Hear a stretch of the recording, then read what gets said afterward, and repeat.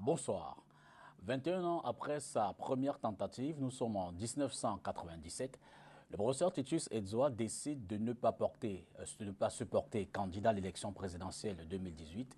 Raison évoquée, la situation sécuritaire dans les régions du Nord-Ouest et du Sud-Ouest. Ministre chargé de mission, puis conseiller spécial à la présidence de la République en 92 et 93. Ministre de l'Enseignement supérieur, puis secrétaire général de la présidence de la République en 1994, ministre de la Santé en 1996. L'homme à qui on attribue des pouvoirs mystiques est un ancien proche, dans l'immensité du terme, du président de la République. Entre-temps, la case prison sera passée par là. Interpellé le 3 juillet 1997, une grâce présidentielle décrétée le 24 février 2014, il en sortira après 15 ans, après une condamnation de 15 ans de prison pour détournement de fonds publics, tentative de détournement et trafic d'influence en coaction. Titus Edzoa crie à l'acharnement politique, un argument qu'il va développer dans son dernier ouvrage, Méditation de prison, écho de mes silences, paru aux éditions Cartala en avril 2012. Novembre 2018, de l'eau a coulé sous les ponts. Paul Biya a remporté l'élection présidentielle d'octobre dernier avec 71,28% des suffrages exprimés. Maurice Kamto refuse de reconnaître les résultats. Le SIF s'excuse à propos de sa mauvaise performance. Le tribalisme, l'ethnofascisme et l'extrémisme gagnent du terrain. Une partie de la diaspora s'en prend aux artistes locaux soupçonnés de soutenir le régime. La crise sécuritaire dans les régions du Nord-Ouest et du Sud-Ouest fait encore plus de victimes au moment où la conférence générale des anglophones, justement, qui doit tabler sur cette question, n'est pas du goût du gouvernement. Entre-temps, la loi de finances 2019 prévoit de nouveaux impôts. La CAN de la même année marche sur un fil raide. La liste des défis est loin d'être exhaustive et suggère une analyse d'un homme politique avisé, mais aussi aux aguets. Le professeur Titus Edzoa est donc l'invité de l'entretien ce soir. Il est déjà installé dans le mythique fauteuil rouge. Professeur, un fauteuil mythique pour un personnage mystique, pourrait-on dire. Bonsoir. Bonsoir, je vous concède ce que vous voulez. Bienvenue à Douala. Merci. Une ville que vous connaissez. Très très bien. Que vous avez chérie d'ailleurs. Hein? Oui. Dans quelles circonstances? Bien, je suis né à Bonabéry d'ailleurs, de l'autre côté du Voury. J'ai grandi à Nyoubel, j'ai été un enfant, comme je dis toujours, du quartier Nyoubel, un quartier populaire. Puis j'ai fait l'école primaire à l'école Saint-Jean-Bosco d'Aqua. Ensuite, le petit séminaire de Bonipopa. Je suis revenu au collège Liberman où j'ai eu mon baccalauréat, série philosophie. Vous êtes donc un enfant de Douala. Tout à fait. Alors, la présidentielle est désormais derrière nous. Aujourd'hui, quelle est votre attitude? Vous direz bravo Paul Biya ou non au hold-up électoral? Je ne verrai pas les choses de cette façon. Je pense qu'il faudrait analyser ce qui s'est passé parce qu'en général, dans la classe politique et même dans d'autres milieux, on s'occupe très souvent des effets, mais pas de la cause qui produit ces effets. Alors, pour ce qui vient de se passer, je crois qu'on est aux effets d'une structure qui a duré très longtemps et très souvent, on a survolé l'analyse. Mais je suis heureux de pouvoir la faire aujourd'hui avec vous. Quels sont les effets que vous relevez? Pour la présidentielle? Absolument. Alors, le premier effet, c'est qu'il faut faire un constat. Le président de la République a été élu selon, n'est-ce pas, le substrat de la politique de nos institutions. Mais ces institutions à mon avis, devrait être revue de façon à ce que, lorsqu'il y a une élection comme celle-là, et bien d'autres, on puisse, je dirais, dans un consensus moyen que tout le monde, ou la majorité peut accepter, afin que, une fois les résultats donnés, on puisse se dire bravo à celui qui a gagné, et celui qui n'a pas gagné félicite celui qui a gagné, et à partir de là, pourquoi pas revoir nos institutions pour voir ce qui n'a pas marché, pour que les prochaines fois, ce soit mieux. En une phrase, vous dites, Paul Biya est légal, mais pas forcément légitime. Exactement. D'accord. Alors, en fait, je veux dire, votre réponse aussi précise m'a un peu pris de courage, je l'avoue. Oui. Alors, la victoire du président sortant vous surprend-elle dans ce contexte-là? Oh, c'est une victoire qui ne me surprend pas. On ne peut pas dire que c'est à la Pyrrhus.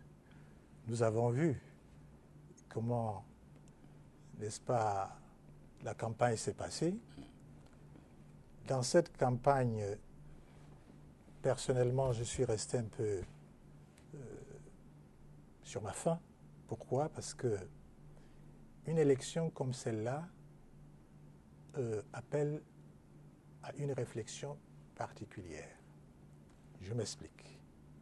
On ne peut pas faire une élection présidentielle sans un bilan de ceux qui ont été là.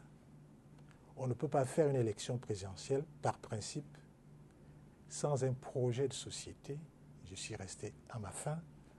On ne peut pas faire les élections présidentielles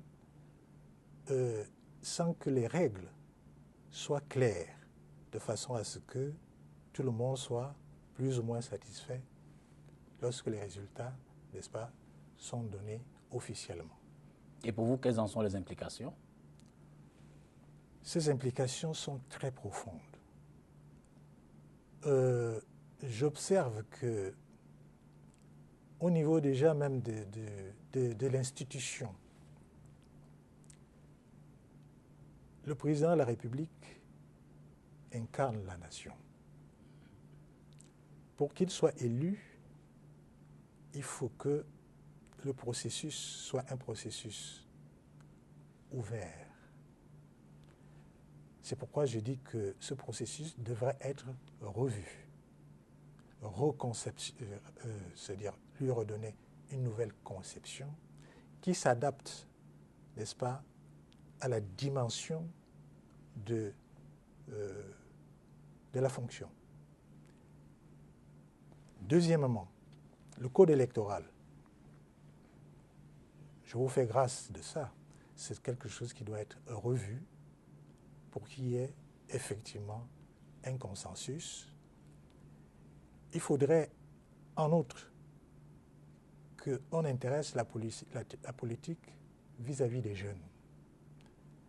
Et là, on entrera peut-être tout à l'heure dans ces définitions de la politique, ce que j'entends par politique, de façon à ce qu'on implique les jeunes qui sentent qu'ils sont, n'est-ce pas, les acteurs. Ils peuvent être les acteurs et non plus des passifs qu'on traîne parce qu'ils sont fébriles, parce qu'ils veulent le changement, et expliquer ces choses. Et cela se fait non seulement pour nous, hommes politiques. Ça a besoin d'une préparation théorique très poussée. Et cette préparation doit se faire en permanence. De surcroît, la théorie est une chose, mais la pratique en est une autre.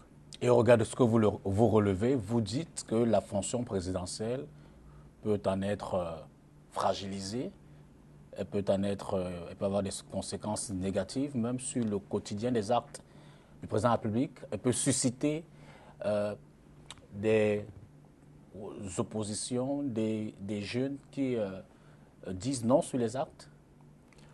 Oui, parce que si les actes ne sont pas compris, s'ils ne sont pas expliqués, si la structure même de l'administration, de la chose publique, n'est pas solide, ça fragilise toutes les institutions, voyez-vous.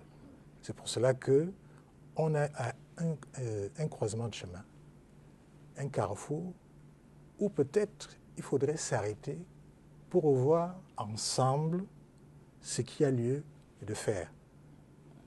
Une façon de dire pour moderniser un peu, n'est-ce pas, notre milieu politique.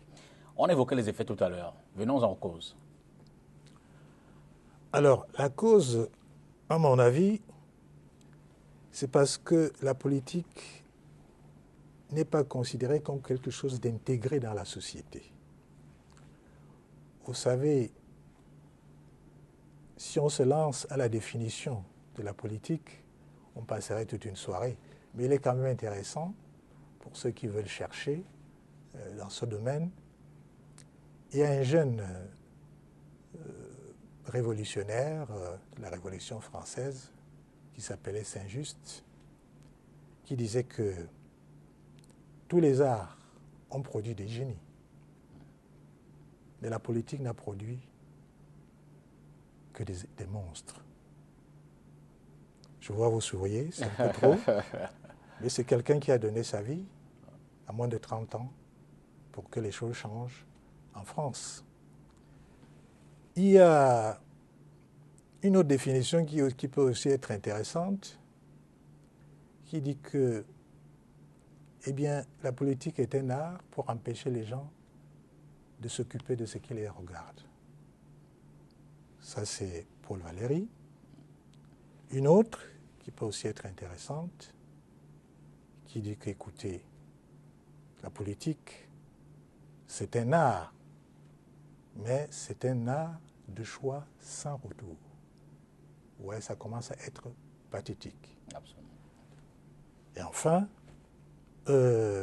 quelqu'un qui dit que la politique ou la démocratie, malgré son imperfection bourgeoise, c'est le seul art qui conjugue l'histoire, n'est-ce pas, en prose et non en vers. C'est-à-dire que de l'abstrait, on doit faire du concret. Mais je n'ai pas fini.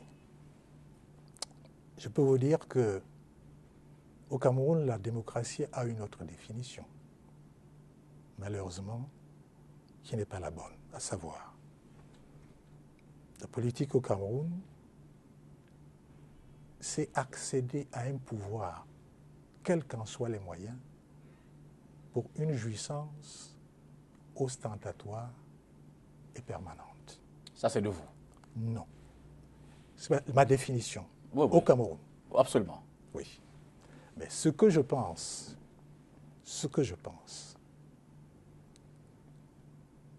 je crois que après une expérience de recherche théorique et la pratique que j'ai pu avoir dans mon cursus, qui a été plutôt long de ma vie, je pense que la politique est un instrument noble qui doit œuvrer pour le bien-être de l'homme, de l'individu dans la société, pour un minimum, n'est-ce pas, de bien-être matériel, mental, psychique et spirituel, dans une sécurité, dans la dignité et le respect des uns vis-à-vis des autres. Et je m'amuserais à dire que cela, c'est votre projet, votre vision.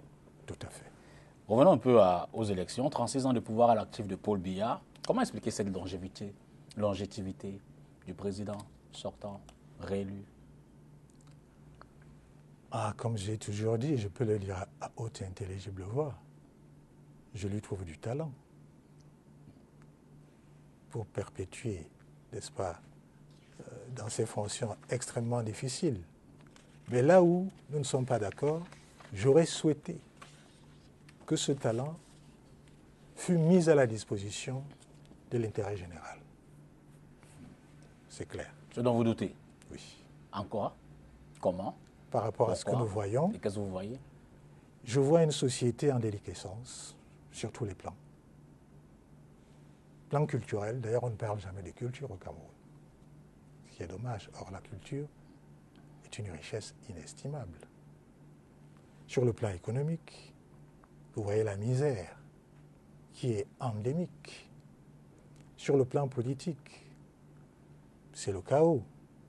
On ne parle pas de politique, c'est des invectives. Il n'y a pas de sens qu'on puisse donner aux idées, à la pensée. Quand vous pensez politique au Cameroun, on vous prend pour un extraterrestre. Or, la pensée politique doit toujours précéder l'action. Absolument. Toujours. Donc, avec ces résultats, vous voyez, sur le plan de la recherche scientifique, ça n'existe pas au Cameroun. Vous voyez les universités, l'enseignement. Et enfin, sur le plan social, regardez la santé. Et je sais de quoi je parle. On en reparle tout à l'heure. Tout à fait. Mais je veux dire qu'à titre personnel, je suis toujours presque surpris. Hein, lorsque un proche, vous avez occupé des fonctions assez hautes, je vais le dire comme ça, secrétaire général à la présidence de la République, le cœur même, chez Faïdi, de la réflexion, de la mise en œuvre des grandes orientations. Je suis donc souvent surpris quand un proche qui a eu ces fonctions-là fait des révélations ou alors décrit des choses comme vous le faites. On a l'impression de se demander, ou je vais vous demander, mais vous, en tant que collaborateur du président de la République, que faisiez-vous? Que faites-vous pour que ces choix, ces décisions soient dans le sens peut-être des ambitions à vos divers postes ou des observations que vous avez? C'est une question qui ne m'embarrasse pas du tout. Ce n'était pas l'intention non plus. Parce que lorsque vous êtes dans un système comme le nôtre, et peut-être comme ailleurs, même si vous êtes au centre du système, vous n'êtes pas l'essence du système. Vous essayez de vous intégrer dans un système, et je le concède à tous ceux qui y sont, c'est de faire le mieux que vous pouvez. C'est pour cela que la fonction du président de la République est très importante, parce que c'est lui qui définit la politique. Il donne l'orientation. Alors, dans cette orientation, vous apportez du vôtre, du mieux que vous pouvez. Mais vous êtes un homme. Et un homme comme moi, j'ai des convictions. Si cette orientation ne correspond pas à mes convictions, j'ai le pouvoir intellectuel et le devoir moral de dire que ce qu'on me demande de faire, je ne peux pas le faire. Ou alors, je propose ce que je pense bien. Si mes propositions, non seulement dans la pensée, n'est-ce pas, de la structure politique, mais dans les actions ne correspondent pas, eh bien je dis non. Et je vais vous dire une chose, monsieur. Cette question que vous posez, elle est encore actuelle aujourd'hui. C'est la question qu'on m'a posée en 1997. Et je vous assure, je suis aussi pertinent après 21 ans. Si j'avais à redémissionner, je le ferais tout simplement parce que les convictions que j'ai de ma définition par rapport à la politique est restée la même, c'est-à-dire servir là où vous vous trouvez. Et de ce point de vue, vous direz que le système vous a rejeté ou que vous avez rejeté le système. Je veux dire que, au regard donc des efforts, évidemment, ou éventuellement que vous aviez opéré à l'époque, vous avez senti que vous ne pouvez plus avancer ou alors vous vous êtes retrouvé dos au mur, vous avez dit stop, vous partez? Non, pas dos au mur. D'accord. Jamais dos au mur, parce que j'ai ma liberté. Et j'ai dit non, c'est moi qui ai rejeté le système. Ce n'est pas le système qui m'a rejeté. Vous comprenez aujourd'hui les collaborateurs du président de la République qui n'ont peut-être pas systématiquement la même vision ou dont les propositions ne sont pas toujours acceptées pour améliorer les conditions de vie des Camerounais. Vous comprenez qu'ils restent quand même là, qu'ils ne démissionnent pas, qu'ils ne le disent pas haut, qu'ils ne dénoncent pas et que la situation, selon vous, ne s'améliore pas? Oh, monsieur, qui suis-je pour les juger? Ce n'est pas un jugement, c'est Oui. juste... Ce serait un jugement si je disais que non, pourquoi ils restent. Je ne me pose pas cette question. Ils ont, n'est-ce pas, leur conscience. Ils font le choix. Ils assument leur choix. Ce que je regrette, c'est que les choix consentis respectant la liberté soit réprimé. Tout Camerounais doit avoir le droit de dire oui ou non à une chose politique. C'est la moindre des choses. Donc, si un ministre trouve son compte en travaillant dans un système, qu'il le fasse, mais qu'il l'assume. Mais s'il ne trouve pas le compte par rapport à ses convictions, je ne vois pas pourquoi il doit être diabolisé. Ou alors réprimé. Alors, Et c'est cet exemple que j'ai, a posteriori, je n'ai pas fait ça pour donner un exemple, mais j'utilise ça aujourd'hui pour donner l'exemple aux jeunes, à ceux qui veulent faire la politique. La politique, c'est le monde des convictions, où il faut apprendre à écouter l'autre, il faut apprendre à dire oui ou à dire non, il faut apprendre à accepter qu'on s'est trompé, il faut être téméraire pour ce qu'on pense juste. Voyez-vous, c'est toute une école. Alors, 36 ans de pouvoir désormais, plusieurs dizaines de gouvernements, donc des centaines de personnes qui sont passées par là. Comment expliquez-vous qu'on n'en trouve pas toujours de l'émission? Je veux dire, tous ces messieurs-là, ils sont toujours d'accord avec le président de la République dans ses actes, dans leurs propositions souvent rejetées. On n'en cite pas beaucoup, hein. Vous êtes l'un des rares. J'ai aussi de mémoire le ministre Gargarman. Bon, je n'en trouve pas beaucoup d'autres. On en trouve même qui sont là jusqu'à la dernière minute de la fonction, sont démis, et puis peut-être compromis dans des affaires, se retrouvent en prison, mais continuent de soutenir le président de la République. C'est leur choix. Comme je vous disais, c'est leur choix, et je n'ai aucun droit ni aucun pouvoir pour les juger, ou de condamner, ou d'applaudir. Mais dans ce milieu, c'est un milieu qui est un milieu très dur. Il ne faut pas penser qu'on va à la politique parce qu'on a raté ailleurs la vie. Ah non. Ça, j'ai dit aux jeunes qui veulent faire la politique, il faut qu'ils se préparent bien. Parce qu'on ne vous fait pas de cadeau. Hein. Pas de cadeau. Mais quand vous avez choisi, il faut assumer. Il faut savoir assumer. Qui souteniez-vous lors de la dernière présidentielle? Il y avait 9 candidats. Je serais peut-être un peu plus vicieux. Qui avez-vous voté? L'élection est passée, on peut se le dire désormais. Oui, on peut se le dire. Vous savez que à une interview télévisée, j'avais donné les raisons pour lesquelles je ne participais pas à l'élection présidentielle. Essentiellement pour le problème qu'on a de la partie occidentale de notre pays.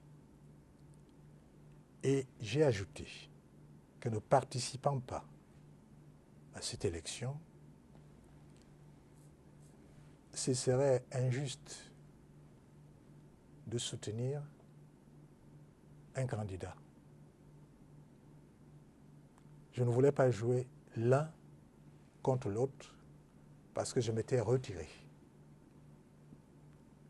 En plus de ça, j'avais écrit un livre, et dans ce livre, il y avait des passages appuyés de mon projet de société.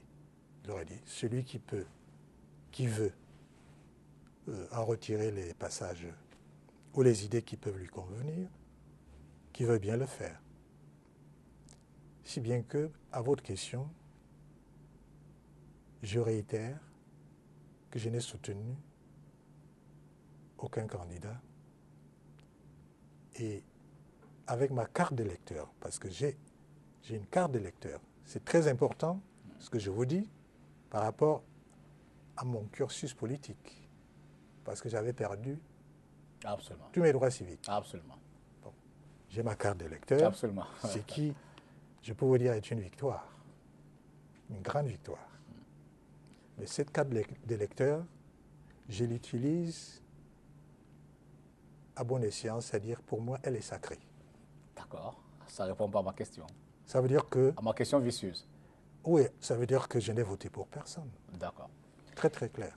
Alors, en face du président Biya, ses adversaires politiques auraient pu avoir meilleure attitude, meilleure stratégie que celle de la dispersion des forces?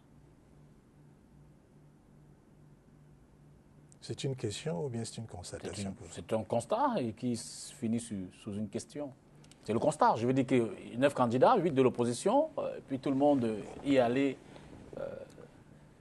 Oui, ça c'est un problème très très important dans des pays, pas seulement le Cameroun, mais en Afrique. Et c'est là où je vous ai parlé, au début de notre échange, de l'essence même de la politique, c'est-à-dire la cause. La façon dont la politique est conçue au Cameroun ne permet pas qu'il y ait un seul candidat de l'opposition. Je m'explique. Les partis politiques au Cameroun qui ont été créés, combien sont-ils? Plus de 200, 300.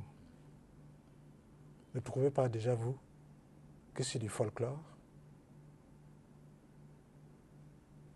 Des 300 partis, comment peuvent-ils trouver un candidat? C'est impossible. Puisque ces 300 partis ont été créés par le bon vouloir de celui qui domine la politique. Mais je veux dire que la récente élection a relativement résolu ce problème. Il n'y avait que 9 candidats, dont 8 de l'opposition. Non, ça n'a pas résolu, justement. Ça n'a pas résolu le problème. Quand je dis 300, les partis politiques qui se sont présentés proviennent de cette conception de la pluralité. Je m'explique encore mieux. Quand un parti politique va à une élection comme celle-là, sans projet de société, sur quelle base peut-il s'entendre avec l'autre? Ce n'est pas une question d'individu, c'est une question de pensée qui se croisent, qui se télescopent, n'est-ce pas, qui peuvent trouver que par rapport à ce qu'on nous a proposé, nous pouvons ensemble, n'est-ce pas, travailler. Mais justement, parlant de propositions et projets, on peut quand même reconnaître qu'en 2018, les partis ont fait beaucoup d'efforts. Hein. On a pu voir des propositions sur des questions précises, le SMIC, les problèmes de santé, d'éducation. On a pu voir que les candidats se sont peut-être relativement démarqués en termes de propositions, même si certaines se rejoignaient sur des points bien précis. Alors c'est pour cela que je peux vous dire que peut-être je suis très sévère. Un projet n'est pas une proposition. Un projet, c'est un idéal qu'on se crée. Et j'entends par idéal, n'est-ce pas, la réalité de demain, qui doit proposer quelque chose qui attire par une énergie particulière. À partir de là, on construit quelque chose. Et c'est ce que j'ai proposé. Sans le défendre, je ne l'ai pas encore défendu. Dès lors qu'il y a cet idéal, par exemple au Cameroun, qu'est-ce qu'il faut faire? Il faut construire quelque chose de nouveau. Et pour construire, c'est comme une maison, il faut des bases. Et cette base, je propose qu'elle soit les valeurs, appelez-les morales républicaines, c'est-à-dire une vertu, une qualité qui s'actualise, n'est-ce pas, dans le bien, le beau, le vrai, qui rassemble l'homme. Alors, de cet idéal, avec comme structure ces valeurs, vous devez avoir des instruments pour construire. Quels sont ces instruments? J'en ai défini 5. Le premier, c'est la culture. Deuxième, économique. Troisième, politique. Le quatrième, c'est la technologie, la recherche. Le cinquième, c'est le social, l'éducation et la santé. Alors, quand vous proposez ça à quelqu'un d'autre qui fait de la politique, il peut adhérer ou rectifier. Vous pouvez vous entendre. Donc, quand un projet n'est pas clair, ou s'il n'existe même pas, vous ne pouvez pas avoir la conjonction de pensées, puisque les deux pensées, une existe et l'autre n'existe pas. Et c'est ça qui fait qu'au Cameroun, aujourd'hui, et j'ose le dire, en Afrique, c'est difficile d'avoir un seul candidat de l'opposition. Parce que les personnalités, n'est-ce pas, dépassent les pensées. Et ça devient très difficile, sinon très compliqué. Évidemment, de l'autre côté, cela va de soi, c'est très bien. Donc, Diviser pour mieux régner, bon, donc vous dites que dans l'opposition, c'est davantage des égos oui, qui se démarquent. qui se démarquent. Et s'il n'y a pas de projet, si on ne pense pas, d'abord seul, on ne peut pas penser ensemble.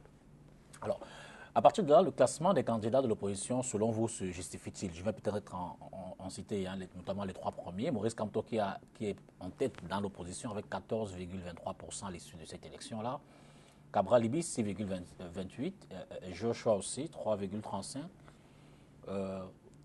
Vous comprenez ces résultats-là? Vous dites que c'est le fruit de tout le dysfonctionnement que vous venez de décrire? Non seulement c'est le fruit, je fais un constat. Je fais un constat, mais les commentaires que je peux faire sont inutiles après tout ce que nous avons dit. C'est-à-dire cela va de soi. C'est un constat, je dirais, malheureux, parce qu'on aurait souhaité que quelque chose vienne changer la donne. Ça n'a pas eu lieu, c'est dommage. Parlons justement des instruments, et peut-être vous me direz ce que vous en pensez au fur et à mesure que je vais les énumérer, dans le rôle qu'ils jouent ou qu'ils ont joué tout au long du processus, et l'ECAM, l'organe chargé d'organiser cette élection-là. Alors, je vais le dire sans embâche. Et l'ECAM, c'est du folklore, mais un folklore malheureux. Comment ça? Et l'ECAM est comme une direction du ministère de l'AT.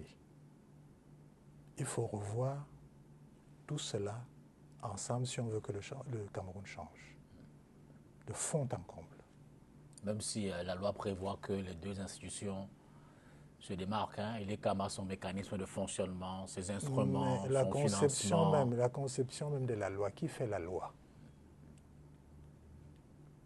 La loi est en aval et en amont, il y a le constructeur, le penseur de la loi. C'est pour cela que je dis qu'il ne faut pas confondre l'essence, le cœur des choses, des effets. Pour changer les CAM, il faut aller en amont. C'est-à-dire qu'on revoit ensemble les mécanismes d'une élection. Ceci est le gage de la paix post-électorale et le gage d'une société qui se respecte, d'une société ouverte et qui prévoit et donne des possibilités d'une paix réelle. Parce que quand vous vous présentez, quand vous êtes candidat, et qu'il y a une loi unique, mais vous perdez, même si vous ne réagissez pas, mais c'est le Cameroun qui perd.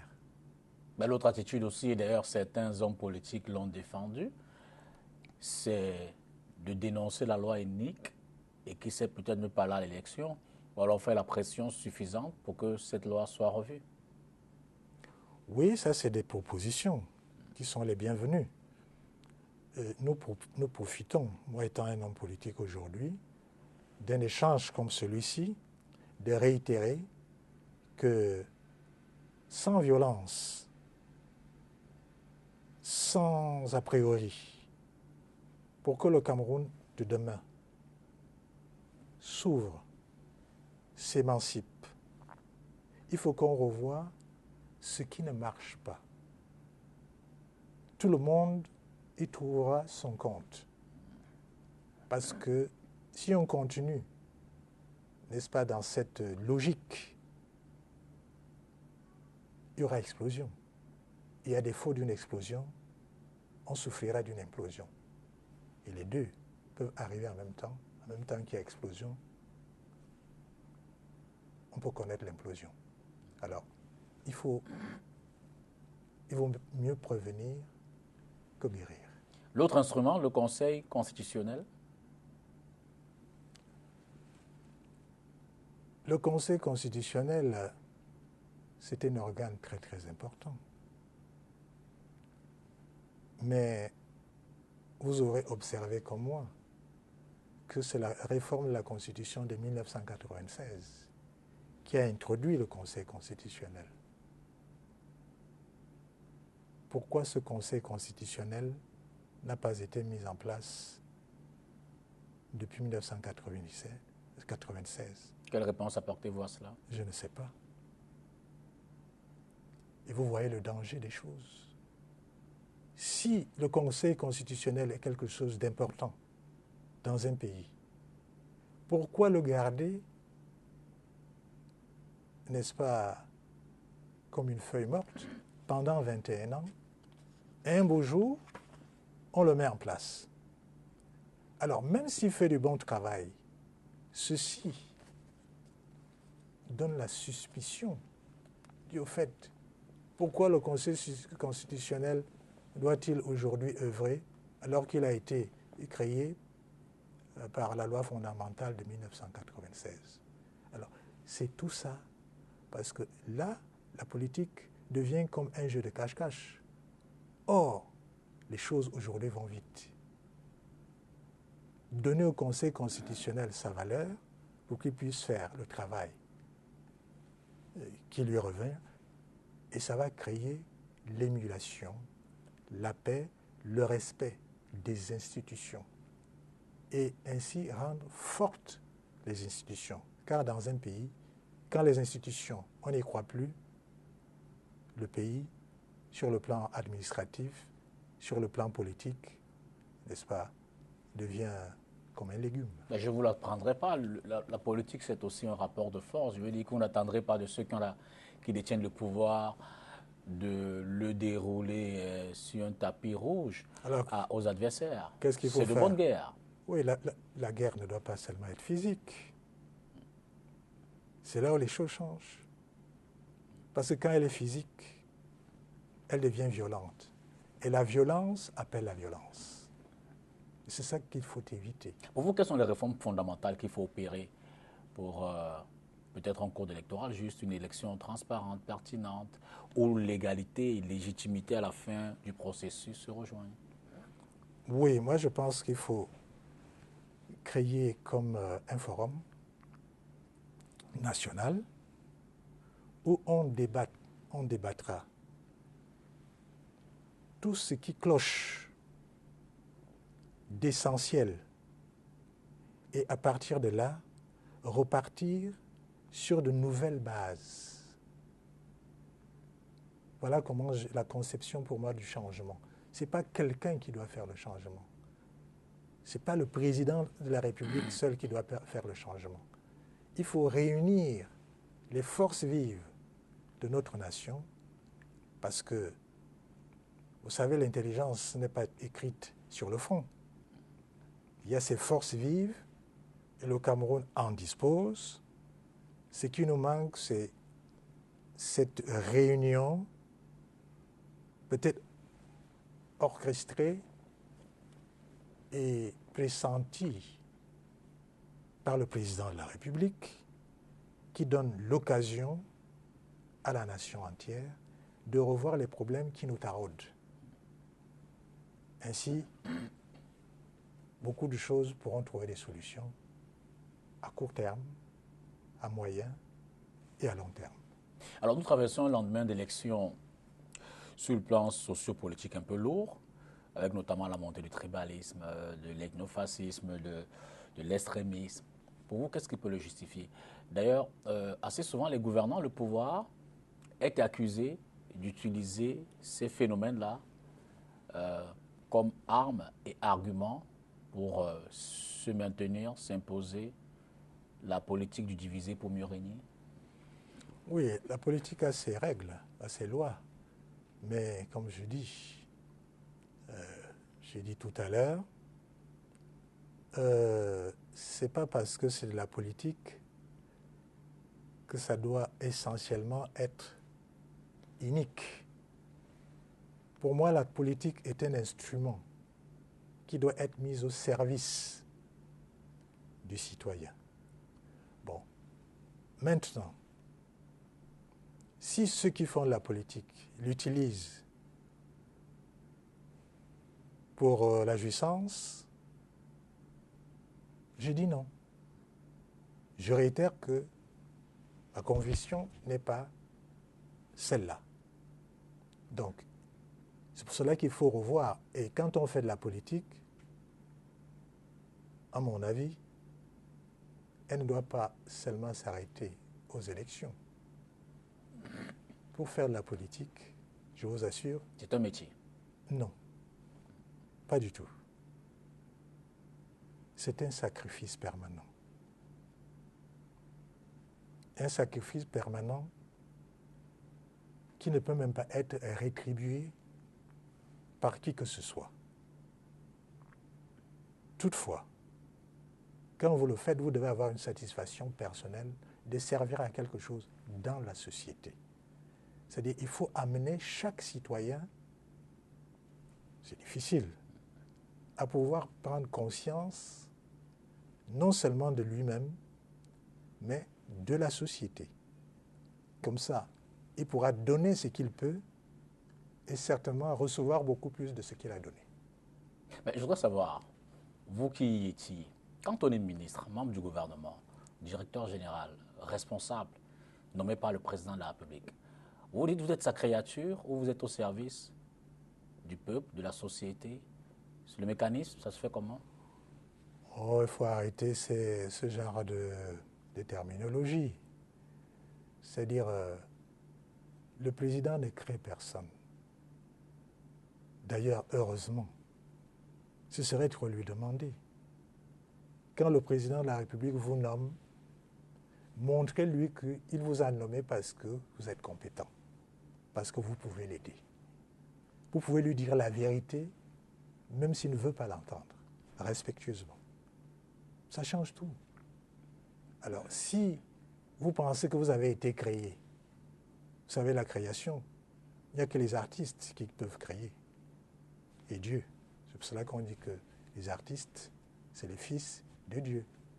Mais en dehors de ça, nous tous, nous sommes des hommes communs. Chacun a ses qualités, chacun a ses défauts. Et quand vous êtes un homme public, il faut essayer de donner ce qu'on a de plus positif en soi. Et je suis convaincu que vous savez que ce n'est pas de moi. Nous sommes des créatures du président de la République. C'est de l'un de vos successeurs au ministère de l'Enseignement supérieur, le ministre Famdongo. Oui, ça c'est une terminologie qu'il assume. Je pense que ça ne va pas à l'honneur non seulement des enseignants, mais des ministres. Parce que le ministre, au Cameroun, j'ai vu que la considération du ministre a perdu de sa valeur. Je ne sais pas d'où ça vient, mais aujourd'hui on a tendance à dire ministre égale corrompu. Mais la corruption, certes, part de là-bas, mais tout le Cameroun est corrompu. Ben, disons que la question du tribalisme quand même revient assez souvent. Elle est permanente, elle est présente. Je veux dire qu'on a du mal à s'y accommoder. Vous, quand vous êtes responsable, vous avez été secrétaire général de la présidence de la République. Je veux dire que dans le choix des hommes, dans l'orientation des actions gouvernementales, construction de routes, adduction d'eau, ça vous revient à l'esprit. Vous vous dites, on choisit d'abord les nôtres, on oriente d'abord les projets dans nos localités, on désigne d'abord nos frères. Qu'est-ce qui peut expliquer que certains observent cette pesanteur-là? Oui, c'est plus qu'une pesanteur, monsieur. C'est dommage que notre pays soit arrivé à ce stade parce que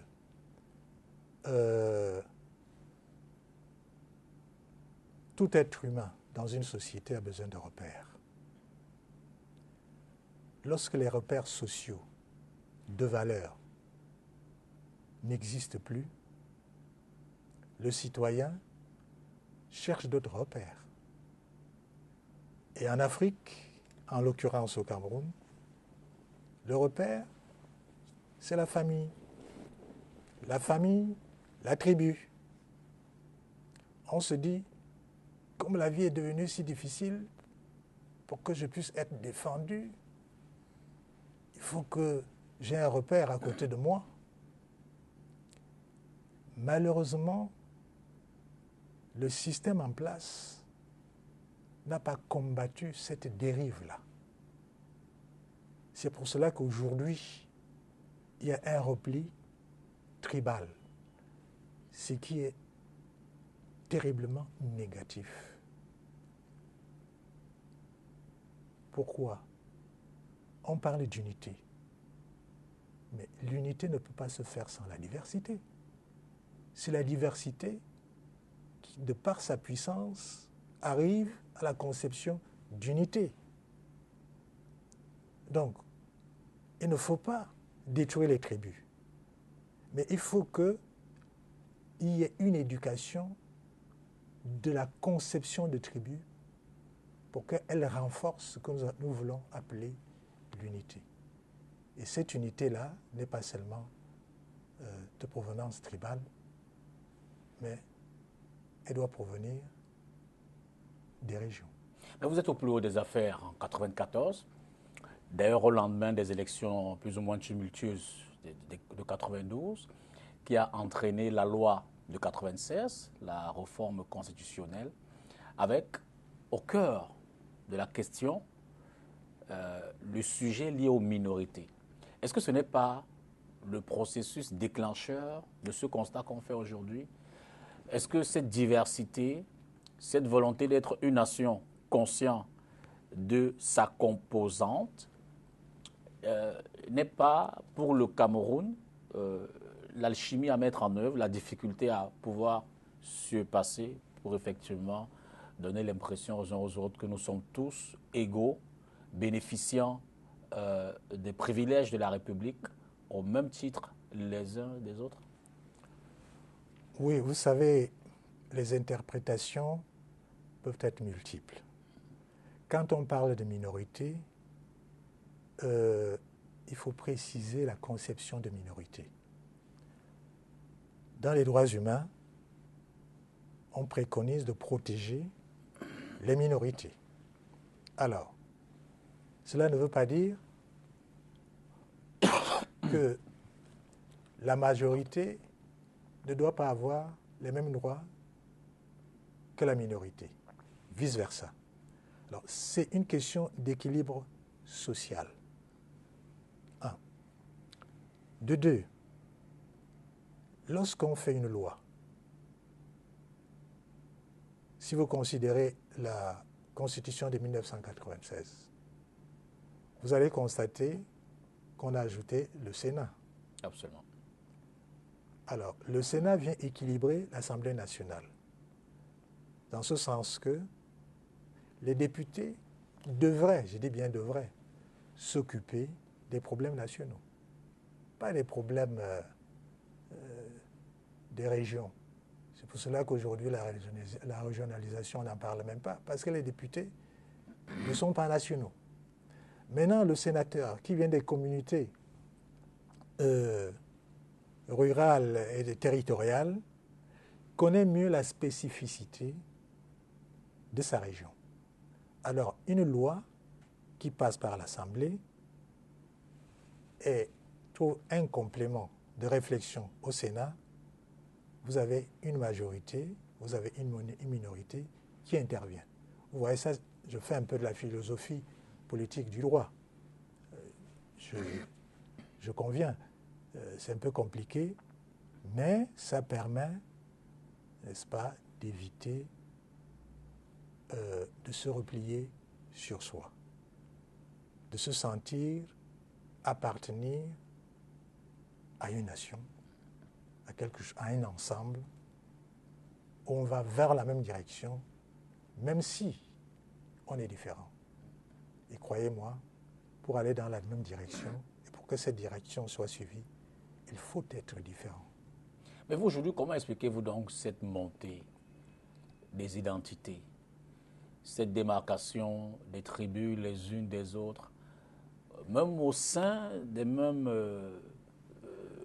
Justement, c'est parce que, à mon avis, il n'y a pas eu un projet qui puisse rassembler Alors, à un moment donné, l'individu, en l'occurrence le citoyen, a besoin de se sentir protégé.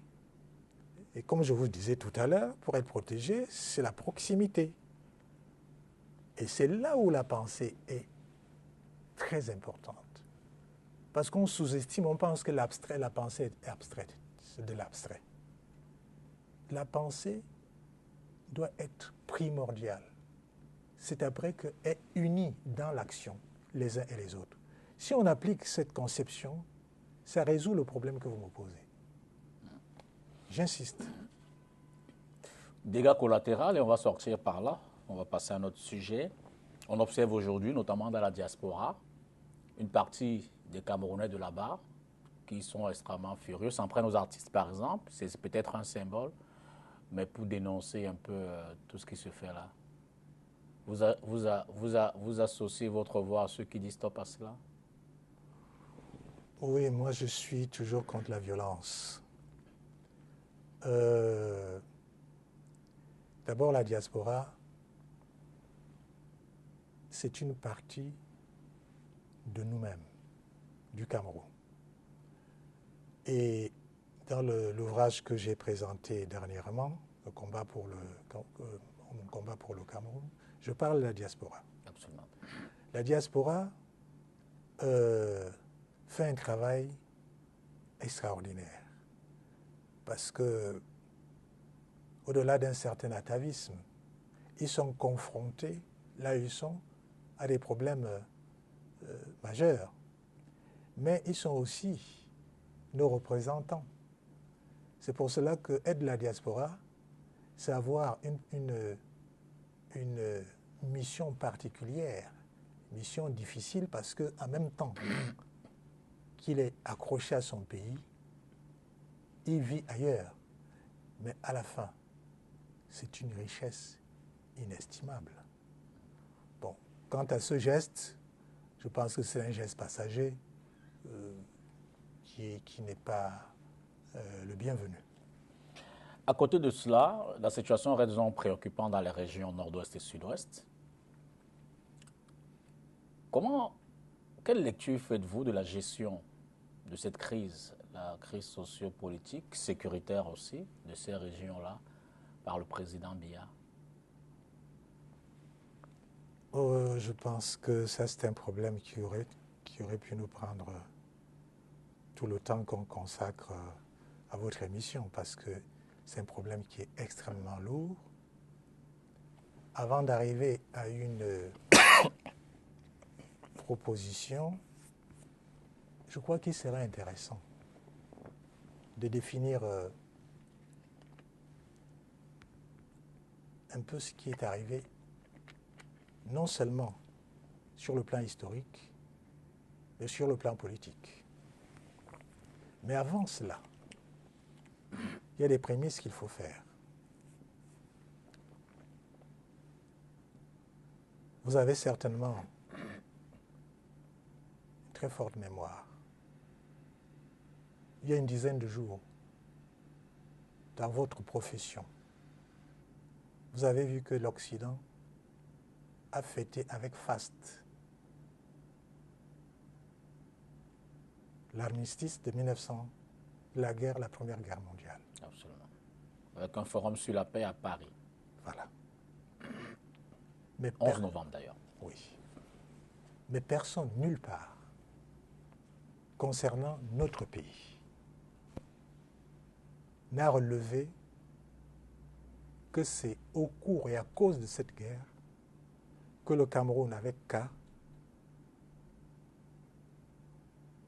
a connu une division gratuite. Après 100 ans, nous courons après cette unité. C'est très important ce que je suis en train de vous dire. Pendant que ceux qui ont fait la guerre, leur guerre, elle a eu des répercussions que nous vivons aujourd'hui dans une atrocité inouïe.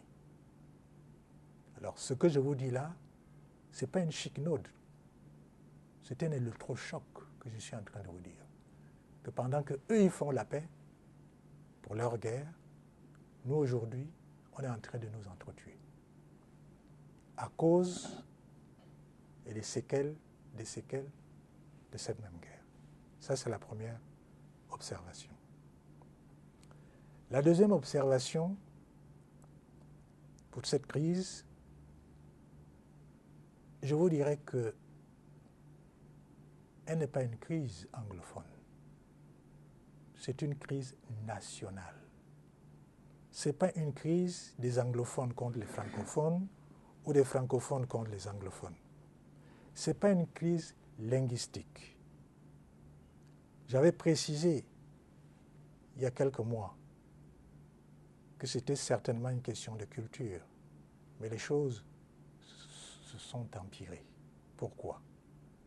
Parce que la crise qu'on connaît là-bas, elle s'est ajoutée à la crise qu'on connaissait avant, c'est-à-dire une crise endémique du Cameroun. Le Cameroun ne va pas bien. Alors, par cette fragilité de la conception même de la nation, une crise s'est ajoutée à une autre. Une crise multipliée par une crise, ça fait une crise au carré. C'est très très compliqué ça.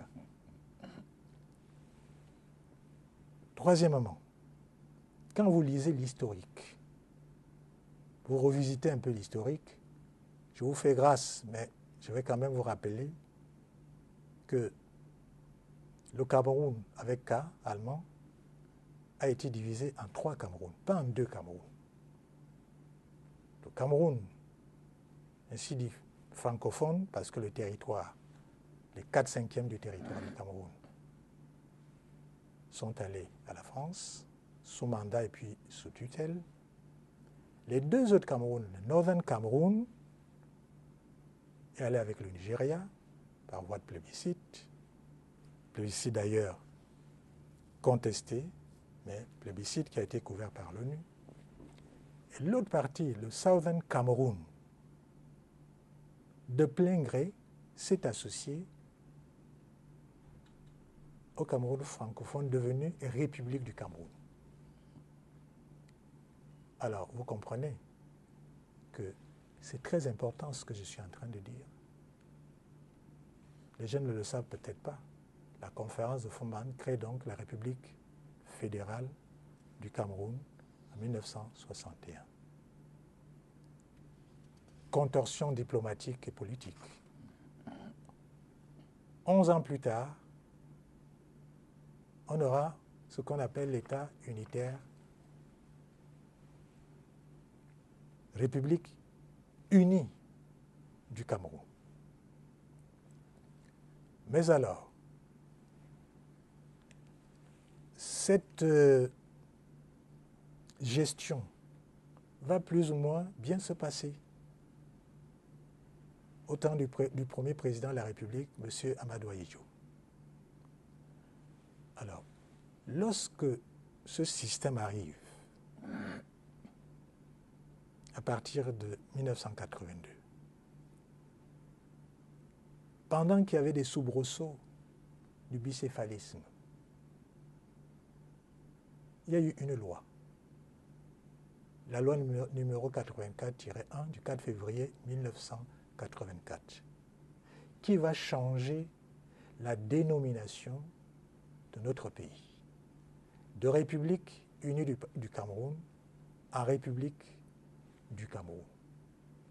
Alors, monsieur, ça c'est un ver qui va entrer dans le fruit jusqu'à aujourd'hui. La Constitution, c'est-à-dire cette loi ignore pratiquement toute l'histoire de la République du Cameroun et du Southern Cameroun. On en paye les frais aujourd'hui. Je continue et j'ai terminé. La Constitution de 1996 aurait pu arranger les choses. Si vous consultez cette Constitution, vous allez vous rendre compte que le titre 10 de l'article 55 à l'article 62 on parle de la décentralisation, avec des précisions on ne peut plus claires. Mais malheureusement, ce titre est resté lettre morte. Par cette décentralisation, on aurait pu trouver un consensus. Mais alors, comme cela n'a pas été fait, entre les soubresauts, disons des revendications sociales normales, il y a eu une faille, et c'est cette faille qui nous a coûté la guerre aujourd'hui, malheureusement. C'est pour cela donc que vous voyez qu'on ne peut pas proposer quoi que ce soit sans avoir revisité, ne serait-ce que brièvement, succinctement, cette histoire tragique de notre pays. Et je reviens donc à ma question, la gestion de cette histoire par le président Biya. Oui. Déjà la dernière fois, c'est pas que je sois accro à mes convictions. Quand j'arrive à une conviction, c'est après mieux réflexion. Aujourd'hui, comme hier, depuis que cette crise a commencé, je vais réitérer ma recommandation, que je fais toujours respectueusement. Cette crise, la solution de cette crise ne peut être amorcée que par le président de la République lui-même. Si vous voulez, je peux aller dans les détails, un peu plus de détails. À mon avis, le président de la République doit prendre la parole devant le peuple camerounais. Il vient d'être élu pour dire au peuple camerounais, voilà, nous avons un problème de notre unité. Il le fait parce qu'il est le garant non seulement de l'unité, mais de la sécurité. Il est insuffisant qu'ils disent de déposer les armes. Pour moi, ce n'est pas suffisant. Il doit faire un discours in facto concernant que la crise que nous avons aujourd'hui au pays. Et je pourrais aller même plus loin. Il pourrait créer un gouvernement ad hoc de transition. Auquel gouvernement il assignerait des missions précises, gérées évidemment, fois fait par lui-même, pas par procuration, pour qu'on puisse établir un dialogue. J'attends un dialogue, on parle d'un dialogue inclusif. C'est un mot aujourd'hui qui est à la mode. Je pourrais l'expliquer en disant inclusif, c'est-à-dire inclure toutes les forces vives, même les indépendantistes, car ils demeurent à part entière camerounais. Y compris ceux qui ont pris les armes? Oui, y compris ceux qui ont pris les armes. Parce que si vous excluez ceux qui ont pris les armes, vous ne résolvez pas le problème. Qui viendra parler à leur place? Il faut qu'ils soient là. Donc c'est tout le monde. Donc vous plaidez pour une armistice et l'ouverture d'un dialogue? Oui, il faut aller vers un armistice et l'ouverture d'un dialogue, et ce dialogue de pacification. Car je vous dirai une chose.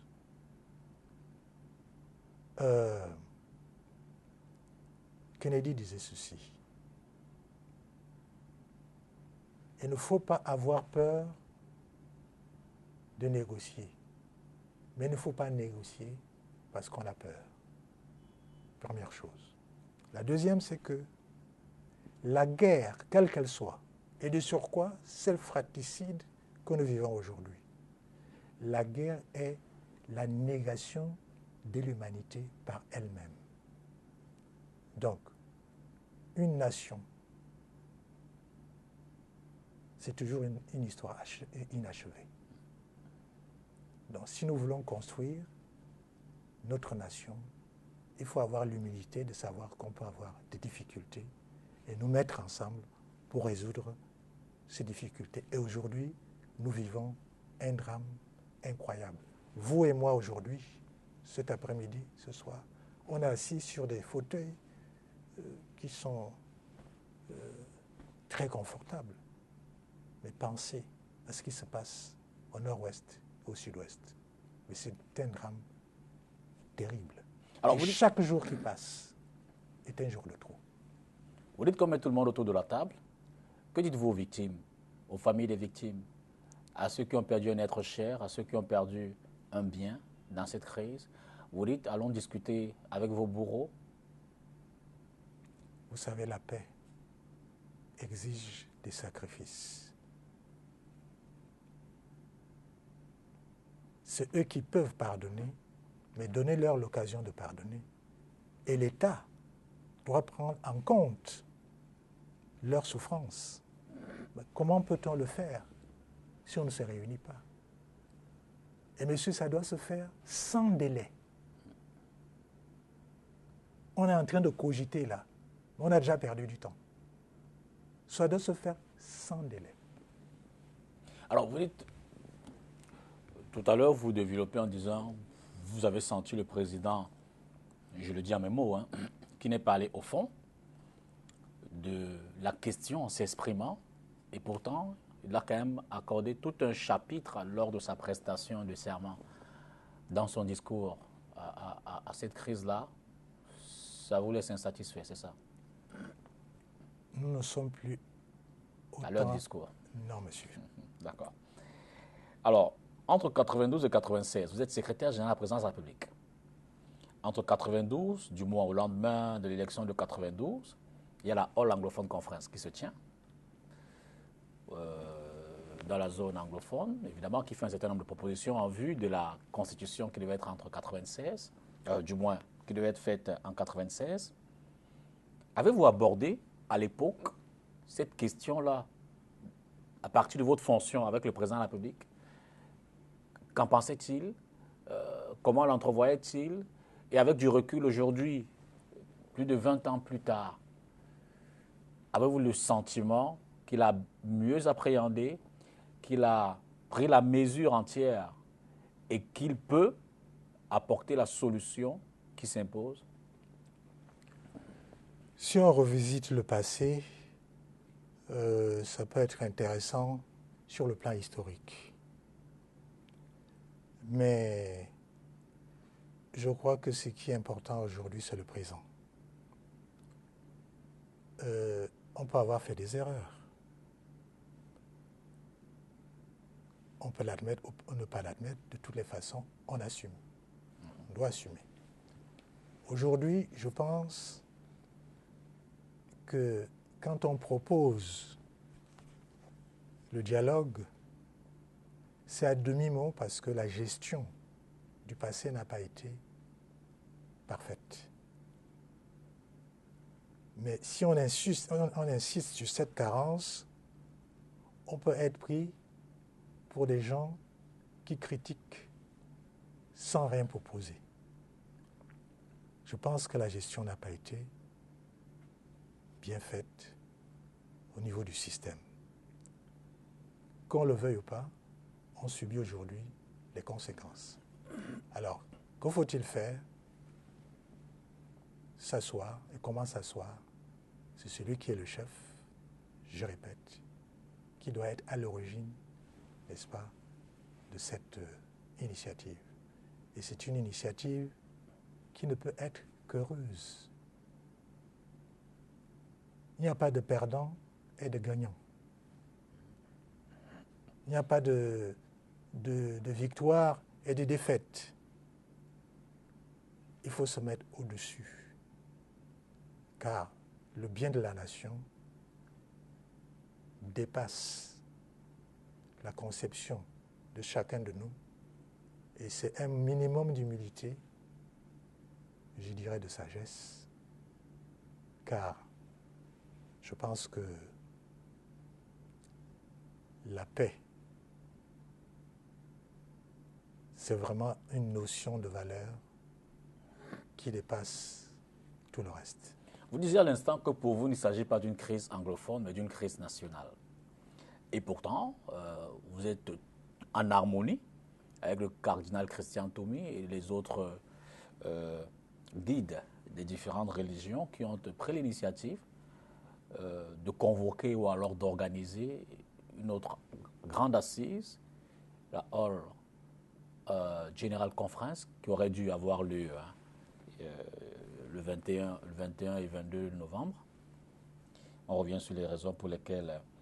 Alors, vous n'êtes pas en contradiction parce que dans la conception, il m'a semblé, de cette assise-là, c'est réunir les anglophones, peut-être associer quelques esprits ouverts à la discussion, qui ne sont pas systématiquement des anglophones, associés à la réflexion de cela. Vous n'êtes pas en harmonie dans le fond de cette conception-là avec le cardinal? Oui, je vais nuancer les choses. D'accord. Quand le cardinal Toumi propose une conférence entre anglophones, c'est déjà une proposition courageuse. Mais à mon humble avis, il faut aller au-delà de ça. C'est-à-dire qu'il ne faut pas seulement réunir les anglophones, parce qu'il y aurait le risque de cristalliser la crise dans la conception de l'anglophonie et de la francophonie.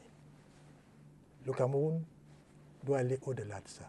C'est pour cela que je proposerai, même s'il devait faire une conférence, parce que je dois vous dire que j'allais intervenir dans cette conférence. En quelle qualité? D'observateur. Pour dire que je viens en tant que Camerounais, je ne suis ni anglophone ni francophone, je suis Camerounais. Et j'aurais apporté quelque chose. D'ailleurs, tous ceux dont nous avons parlé, j'aurais dit cela, peut-être d'une autre façon, mais j'aurais partagé mes convictions pour que la paix revienne. Et de ce point de vue, vous comprenez donc la réticence du gouvernement? Le gouvernement a ses raisons. Je ne les connais pas. Je ne suis pas du gouvernement. Donc il assume, peut-être qu'il a une autre façon de voir les choses, ou alors d'autres moyens, parce que je suis, et je voudrais être convaincu que, quand j'ai dit le gouvernement, le président de la République, en l'occurrence, a un plan certainement pour résoudre ce problème. Nous attendons. Moi, j'ai fait mes propositions. Je pense qu'elles pourraient être intégrées dans ce qu'il peut penser. Christophe Fomognon, vous connaissez? Oui. Alors, il propose de libérer les prisonniers et détenus politiques non violents, victimes de la crise anglophone, et créer un environnement propice pour un véritable dialogue de haut niveau et pour la recherche des solutions durables. Ordonner un cessez-le-feu immédiat et lever le couvre-feu dans les régions du nord-ouest et du sud-ouest, afin de rétablir une situation normale. Mettre fin immédiatement aux tueries et autres destructions des biens dans ces régions. Alors, vous êtes en harmonie avec cela? Ça, c'est des propositions qui doivent entrer dans un contexte, disons, d'un forum préalable. Comme il y a des partis qui ne sont pas d'accord, chacun viendra proposer ce qu'il pense et ce sera géré et décidé. Une fois que c'est décidé, c'est ça qu'on appelle le compromis. Le problème qu'on a là-bas doit connaître d'abord un compromis. La paix ne vient pas d'elle-même. Il faut faire quelque chose tout de suite.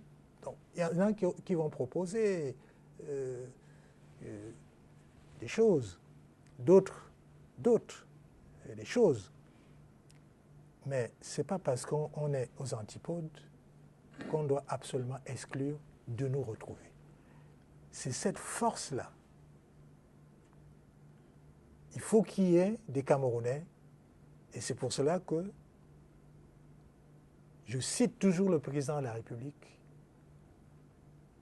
parce qu'il a tout ce qu'il faut pour s'engager, pour mettre la paix, non seulement dans son pays, mais dans notre pays. Alors, si le président ne prend aucune initiative, que fait-on? Alors, monsieur... Vous êtes des hommes politiques. Nous sommes des hommes politiques, mais moi, je n'ai pas été élu. Il faut qu'il assume. Ce n'est pas à moi que vous devez poser cette question. Je vous suggérerais d'obtenir un rendez-vous chez le président de la République pour lui poser ces questions pour qu'il réponde à la nation. Et vous êtes bien placé, mieux placé que moi, pour savoir que des rendez-vous télévisés au Cameroun face au président de la République, ce n'est pas donné. Ah bon? Moi, je ne savais pas. Bah, vous vous souvenez de la dernière au moins. Je constate, mais les choses peuvent avoir évolué. Bon, dans tous les cas, il nous regarde. Hein. On espère que ça évolue. Voilà. Alors, on poursuit. Le prochain gouvernement est très attendu. Évidemment, au lendemain d'une élection comme celle-là, il y a des défis. D'ailleurs, la nouvelle loi, le projet de loi est sur la table des députés. Et évidemment, on attend du président quand même des changements radicaux, hein, des signaux forts, tout au moins dans le choix des hommes, sachant que sa politique générale, elle est connue. Vous pensez qu'il a la marge de manœuvre nécessaire pour opérer ces changements, peut-être déjà rajeunir les hommes et trouver des personnes, non pas que ceux qui sont là ne sont pas aussi compétents, mais je veux dire qu'au regard des difficultés quand même, on peut avoir besoin d'autres compétences. Le président a cette marge de manœuvre suffisante, le connaissant, pour trouver véritablement les hommes. Bon, vous me posez cette question comme si j'étais un conseiller du président. Je le suis plus. Vous savez, j'ai toujours en mémoire que je suis en face du secrétaire général de la présidence. Je veux dire, j'ai un peu envie de faire revenir vos réflexes à l'époque, comment ça se passait. Oui, c'est-à-dire que j'essaie de ne pas les avoir parce que je ne le suis plus. Il ne faut pas vivre dans le rêve. Mais votre question est pertinente. Disons qu'on souhaite qu'ils puissent mettre en œuvre la force. Vous avez vu, durant la campagne, il y avait la force et l'expérience. Alors, en tant que Camerounais, je me dis, la force, tant qu'elle est inertielle, elle est contre-productive. Si on met la force en mouvement, elle devient une puissance dynamogène. Dynamogénique, c'est-à-dire... Elle impulse. Elle impulse. C'est notre souhait. Maintenant, vous dire, s'il a les capacités de le faire, vous l'avez réélu. C'est pour qu'il fasse ce que les Camerounais attendent. Si les Camerounais attendent le changement, comme je pense, on souhaite qu'ils puissent le faire. Non seulement par une nouvelle orientation des choses, la solution des problèmes en urgence dont on parlait tout à l'heure, mais en même temps par le choix des hommes qui pourront, n'est-ce pas, éventuellement, conduire une politique, une orientation que souhaitent les Camerounais. Alors, puisque la Constitution prévoit un jeu d'équilibre au sein des personnes qui conduisent les institutions, sous-entendu que lorsque le président de la République est d'une partie du pays, le Premier ministre devait être de l'autre, le Sénat et ainsi de suite, au regard des défis actuels, crise sécuritaire, défis politiques, économiques, socio-culturels et sportifs, pensez-vous qu'il est opportun de modifier cette configuration-là? Le président, il est déjà du Grand Sud. Devrons-nous ramener, par exemple, la primature au nord et inversement, peut-être l'Assemblée nationale dans les zones nord-ouest, sud-ouest, anglophones, ou le Sénat? Doit-on garder la même configuration, tout au moins pour essayer d'apaiser Moi, je dirais que vous seriez un très bon conseiller pour le président de la République. Je ne fais que poser les questions, je suis le plus naïf de tout cela. Ah, c'est certainement pas. Alors, ce que je peux dire, il faut faire un constat pour donner une réponse à ce que vous êtes à la question que vous êtes en train de poser. Effectivement, dans le Cameroun fédéral, la République fédérale, ou même après, quand la première personnalité était francophone, par rang protocolaire, la deuxième était toujours anglophone jusqu'à la Première République. Mais les choses ont changé avec le système actuel. Revisitons un peu ses fonctions. Le président de la République, premier personnage, il est francophone. Le deuxième, c'est le président du Sénat. Il est francophone. Le président de l'Assemblée nationale, troisième personnage, il est francophone. Le président du Conseil économique, social et économique, quatrième personnage, il est francophone. Le président de la Cour suprême, il est francophone. Le président du Conseil constitutionnel, il est francophone. Vous voyez, c'est un francophone qui vous parle. Si vous étiez anglophone, vous poseriez des questions. Alors vous voyez, ça c'est des choses faciles à changer. Une fois que vous avez fait ce constat d'iniquité dans le partage du pouvoir, puisque ce n'est rien d'autre, on peut rectifier ça très facilement en rééquilibrant cela. Bien entendu, ça c'est mes convictions. Ce n'est pas parce qu'il faut rectifier cela qu'il faut omettre la compétence Absolument.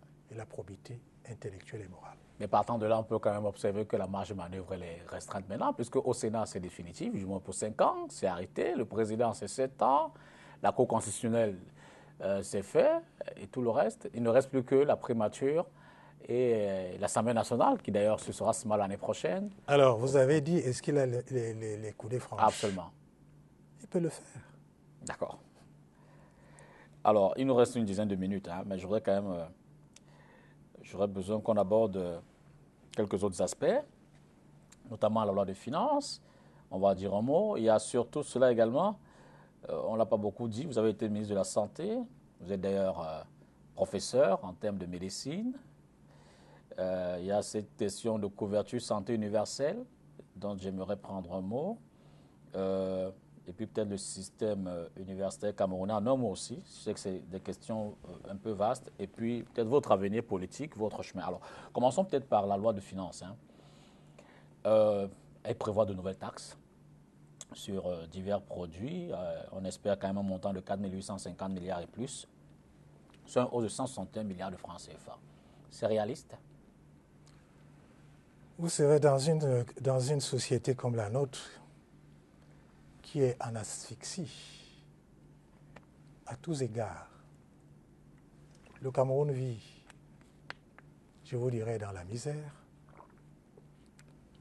La classe moyenne a été décimée, elle n'existe plus. Vous voyez, sur le plan purement hygiénique, je l'ai relevé l'autre jour, nos villes sont des poubelles. Alors, monsieur, je peux vous dire une chose. Aujourd'hui au Cameroun, il ne fait pas bon vivre.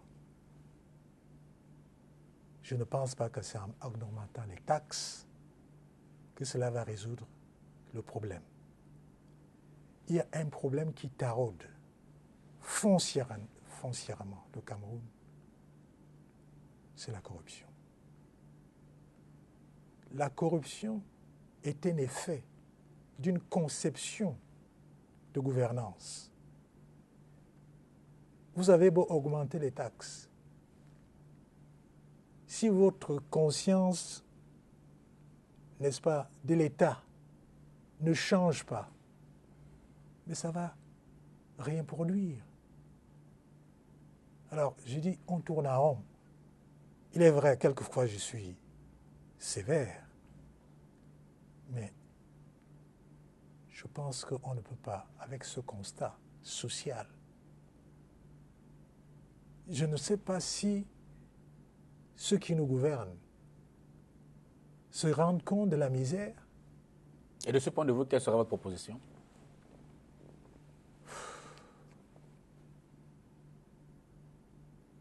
il faut repartir à zéro. Tout ce qu'on tourne là en rond. D'accord. Il faut savoir d'abord à quoi sert un budget. Quelles sont les priorités d'un budget? Qu'est-ce qu'on fait d'un budget? Quelle est la dette publique? Comment on la prend? Comment on la paie? Comment on l'exécute? On doit revoir tout ça. C'est pour cela que vous dites très bien, en un mot, mais on pourrait faire une émission de ça. C'est ça la vraie politique.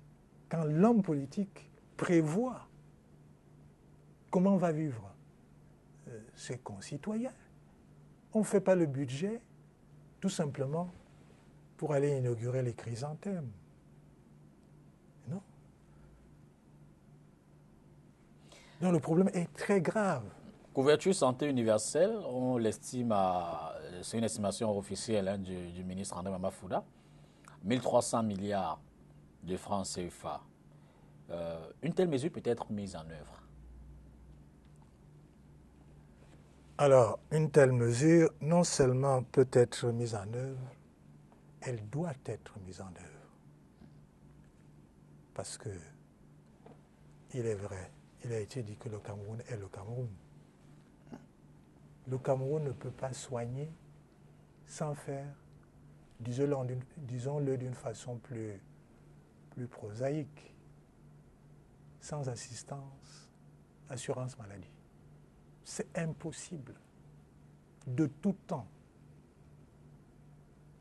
Une des raisons pour lesquelles j'ai démissionné, c'est parce que j'ai vu qu'il n'y avait pas la volonté d'aboutir à cela. Quelle était votre proposition pour que cela soit mis en œuvre? J'ai fait, d'abord, c'est ma profession. Absolument. Avant d'entrer en politique, si on voit quelque chose que je peux oser pouvoir maîtriser dans certains domaines, c'est celui-là. Donc, quand j'arrive à la santé, tout en connaissant le système, j'ai fait ce qu'on appelait alors les 10 provinces, qui aujourd'hui sont les 10 régions. Après avoir fait la réforme de l'université, je me suis dit que ça ne vaut pas la peine. Je ne réussirai pas, je n'ai pas les moyens. Comment ça? Ce n'est pas le ministre de la Santé qui fait la réforme. Ça doit être, n'est-ce pas, une décision du gouvernement. Ça se prépare, étape par étape, déjà par la pensée. C'est quelque chose de colossal, mais de nécessaire. Alors, si en 36 ans on n'a pas fait cela, j'ai bien peur qu'on le fasse dans les 7 ans qui viennent. Un mot sur le système universitaire, tel que vous le percevez. Vraiment un mot. Hein. Bon, on est allé dans la déliquescence. Simplement. Tout simplement. Alors, votre avenir, vos ambitions politiques désormais, la prochaine présidentielle, c'est en 2025. Vous êtes partant? Difficile à dire. Alors, vous êtes très aimable. Je vous remercie. Je ne vois pas pourquoi, pour faire de la politique, il faut absolument être candidat. Vous nous avez habitué à être candidat tout au moins une fois, hein? 97. Je suis toujours candidat. Ah, d'accord.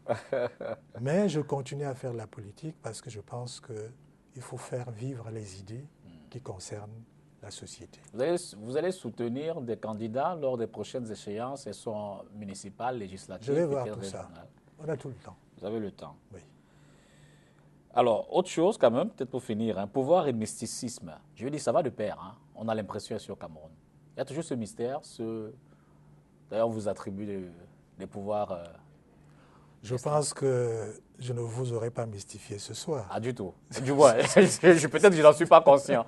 Je vais laisser les téléspectateurs apprécier de ma lucidité. Oui. C'est vrai que c'est toujours intéressant quand vous m'avez devant vous, de voir ce côté. C'est un côté personnel. Le mysticisme, c'est une recherche de la connaissance. C'est quelque chose de personnel qui n'a rien de négatif. Et si vous allez dans cette recherche, préparez-vous à travailler sur le plan d'abord intellectuel. Le reste viendra après. Et je vais terminer par là où j'aurais dû commencer. Que devient Titus Edzoa? Comment passe-t-il ses journées? Comment s'occupe-t-il? Qu'est-ce qu'il fait? Alors, je crois que vous voyez que je me porte plutôt bien, grâce à Dieu, après avoir passé 17 ans d'enfer. C'est une question de discipline, de foi, de conviction. Je passe mon temps à lire, à étudier, à écrire, à penser de la politique de mon pays, à être ouvert et surtout, j'ai un rêve que mon pays se porte bien. Si vous avez une chose à refaire, si vous auriez pu pouvoir refaire un acte du temps où vous étiez au gouvernement, tout ce parcours, ce serait lequel? Ce n'est pas un acte, c'est une vie. Je ferai la même vie, laquelle, c'est servir le prochain. Êtes-vous toujours prêt à servir le Cameroun? Oui. Y compris aujourd'hui sous le président Biya? Servir le Cameroun sur le président Biya n'est pas une contre-indication. Biya n'est pas le Cameroun. Il faut être prêt à servir, mais pour servir, il ne faut pas s'engager tout simplement pour la galerie. Il faut que ce service soit porté par des convictions. Et ce que j'aimerais dire à la fin aussi, c'est que il faut créer des conditions pour que chaque Camerounais ait une ambition, quelle qu'elle soit. Mais plus l'ambition est grande, plus la dimension de l'intérêt public doit l'accompagner. Voilà. Professeur Titus Edzoa, mais vraiment, je vous remercie. C'est moi qui vous remercie. Je vous souhaite un bon retour à Yaoundé. Merci beaucoup. Merci à vous également, mesdames et messieurs. J'espère que vous en avez appris. J'ai fait de cet enseignement, de cet échange, de cet entretien avec Titus Edzoa, qui a été candidat à la présidence de la République en 1997 et avec qui, évidemment, on a échangé autour de l'actualité. Bonsoir et à jeudi prochain pour une autre édition de Entretien avec.